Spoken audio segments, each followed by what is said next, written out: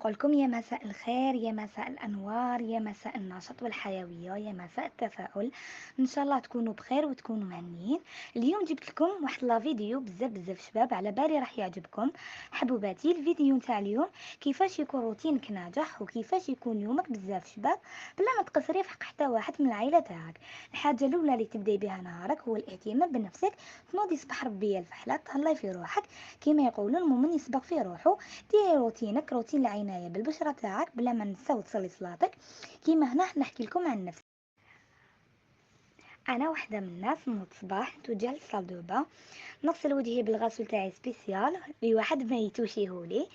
نبروسي سناني، نمشط شعري، يعني هاد 3 حاجات اللي ما نستغناش عليهم يوميا. ندير هذا الروتين اللي نشوفه يومي وضروري في حياة اي وحده مراه راهي تشوف فيا لازم تمد وقت لعمرها وتهلا في روحها باش تروح اكيد للمطبخ.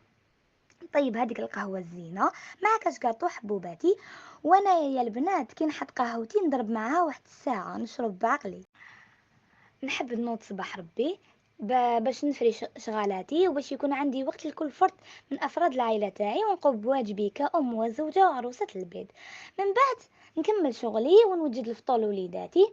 دوك البنات نحط لكم واحد لاوسه تاع واحد الكعكه بالشوكولا بزاف بنينه نديرها للدراري وعجبتهم بزاف. كما تعرفوا بلي دراري يحبوا سقايط وعفسه فيها سكر فيها حلوه، دونك يبريفيريو هذا النوع من الكاطو.